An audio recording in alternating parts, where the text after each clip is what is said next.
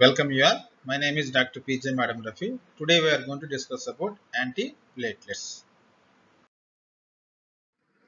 So first of all, activation and aggregation of platelets is a major component of arterial and venous thrombosis. That means activation and aggregation of platelets is a major factor in formation of arterial and venous thrombosis.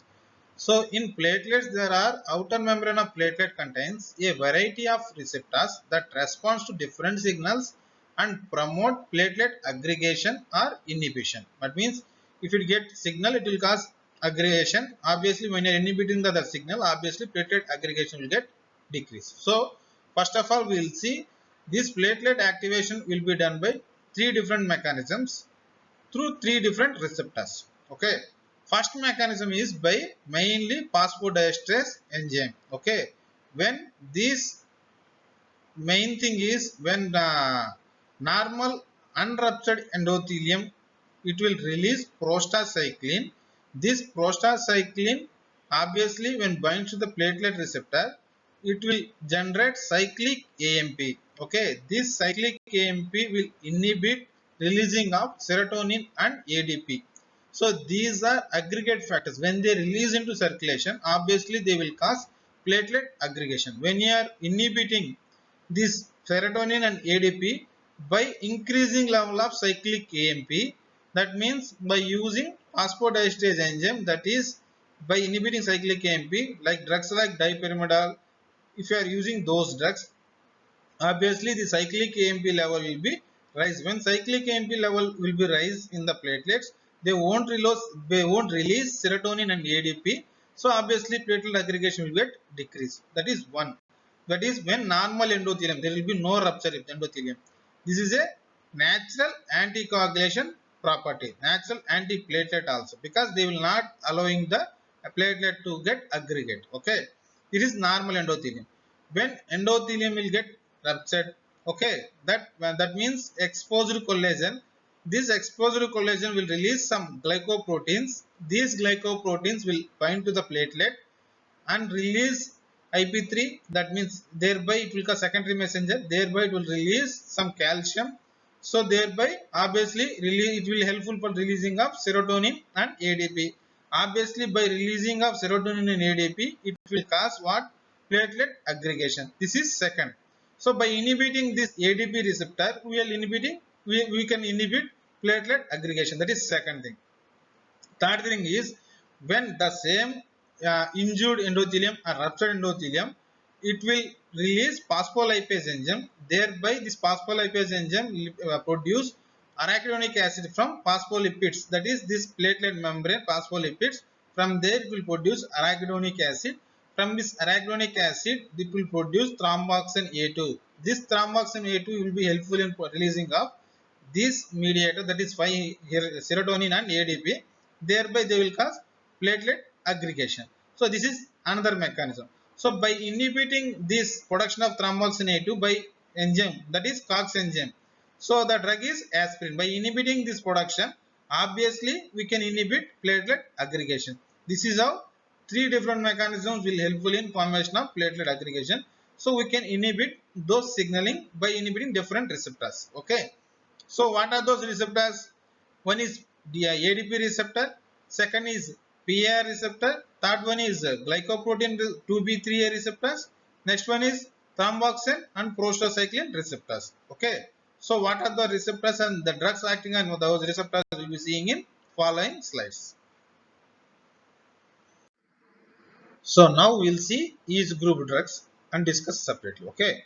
First is platelet phosphodiesterase enzyme inhibitors. The drugs will be dipyrimidine and cilostazol. These drugs mainly elevate cyclic AMP, thereby inhibit releasing of serotonin and ADP. So thereby they will inhibit platelet aggregation. Okay. So first platelet phosphodiesterase enzyme, they mainly elevate cyclic AMP, inhibit serotonin and ADP, inhibit thereby platelet aggregation.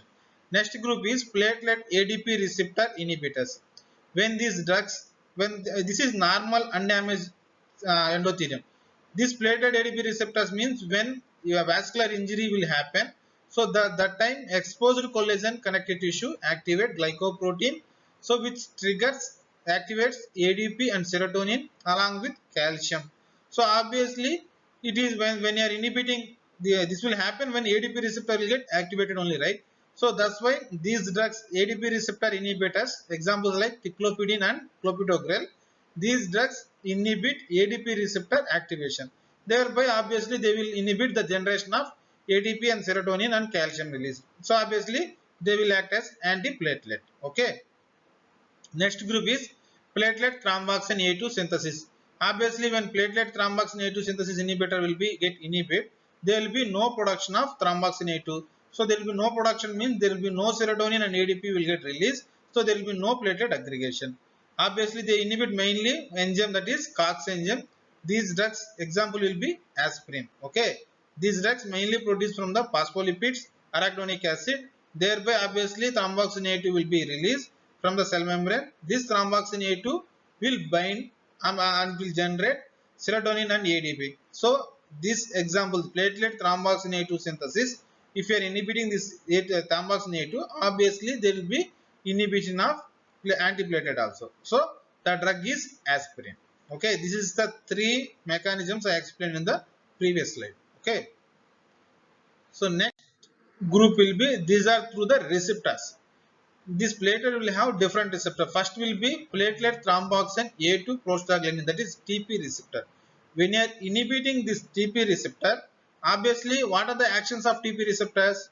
This TP receptor will causes platelet aggregation, vasoconstriction, atherosclerosis.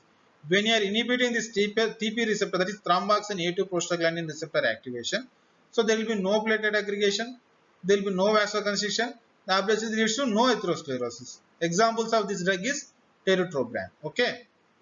Next receptor is platelet GP glycoprotein 2B3A receptor. This is a repeated MCQ. They were asking whether the name only. Just remember the names.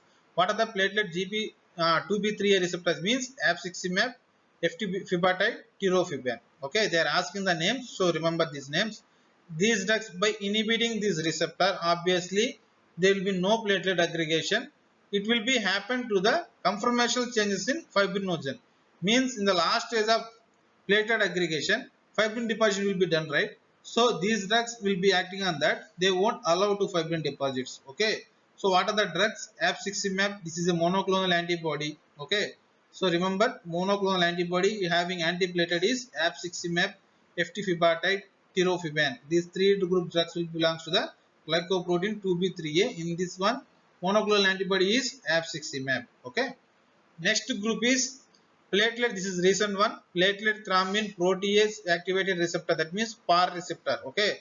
Protease activated receptor. PAR receptor. Okay. The drug is Vorapaxar.